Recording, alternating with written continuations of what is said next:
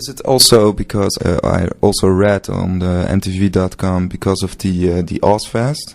It was a confusing experience, maybe. Yeah, confusing for the fans, confusing for us, because Ozfest asked us back because we were there the year before, and we were a big attraction on the second stage, being that our single that was out was Toxic and Darkside, and these were heavier songs, and kids were interested in hearing it.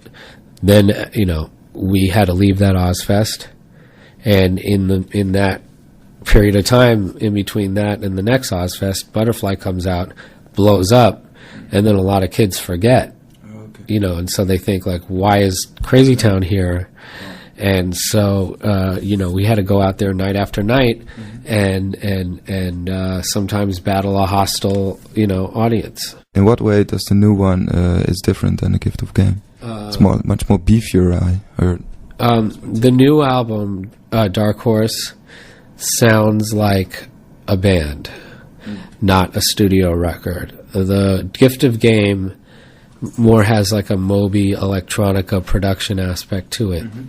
Whereas this album, it sounds like you could be sitting in a room listening to us play our songs. I'm singing, I'm doing most of the singing, Shifty's doing most of the rapping. I'm getting a chance to do harmonies, which I love. I love harmonies. I love... Like Beach Boys? Yeah, you know what? Beach Boys had amazing harmonies. I can't say I'm like this big, huge Beach Boys fan, but there's something magical that happens when you put the right harmonies together.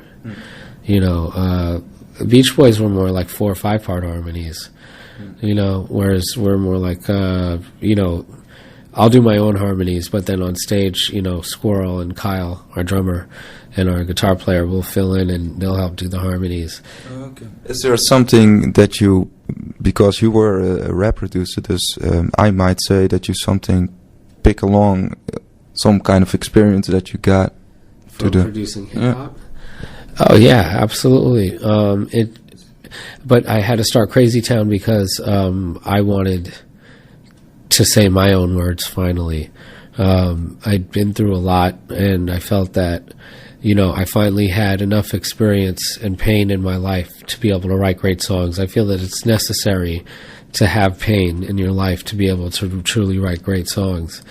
And Shifty and I were best friends, and we're going through big troubles, and we pretty much lost everything. And when it's either this or nothing, that's a huge motivating factor in wanting to become successful. So, that do or die thing, pushed us and made us move forward. And as seriously as we take the opportunities that we have, we never want to take ourselves too seriously because we always want to have fun in doing what we're doing. Some guy of Weezer did also contribute on the new CD? Oh, yeah. How does that come along?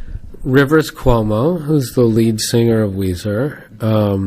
We played with Weezer, and actually Craig, our guitar player, went up to him when we were playing with them and said to him, you probably hate my band, but we love you guys, and I just wanted to meet you and say hi.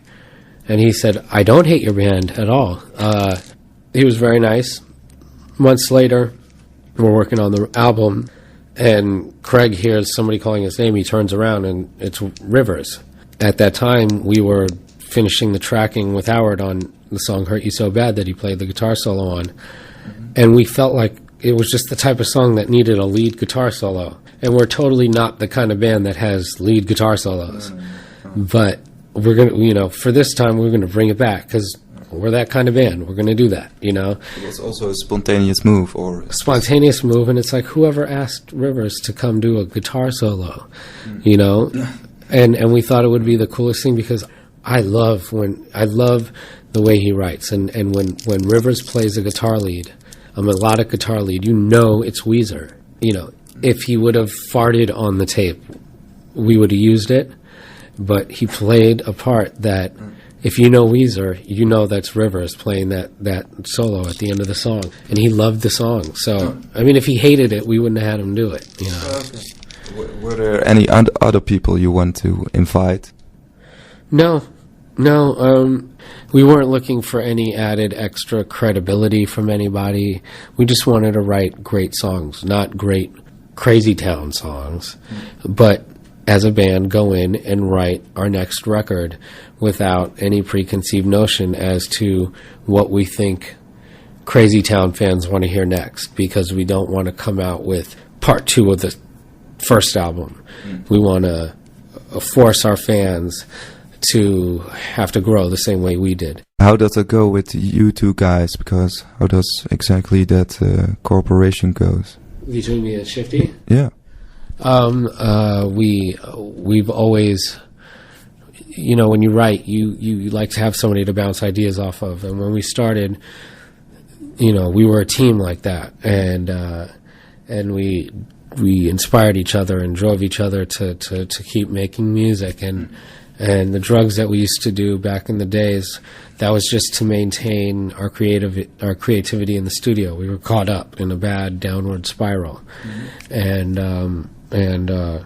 you know, my aspirations to be more melodic and sing have finally come to fruition with the new album, and it allows, you know, Shifty to be more expressive, you know, as being an MC and rapping, and he gets to sing as well, and I'm rapping also, and the doors are open a lot more wider as far as what we can do. You know, we are not a pigeonhole band. That's why, you know, a weird Ozfest experience happens, because we're not definable. And any great band out there, I remember hearing about Prince getting everything thrown at him when he was opening up for the Rolling Stones. You know, every band has their story like that, and I think that if you're a band that's really trying to carve out your own identity, at first a lot of people don't understand you, and you take criticism from that. And if you can endure the criticism, people eventually will understand and get it. And because also the lyrics of Drowning are very personal.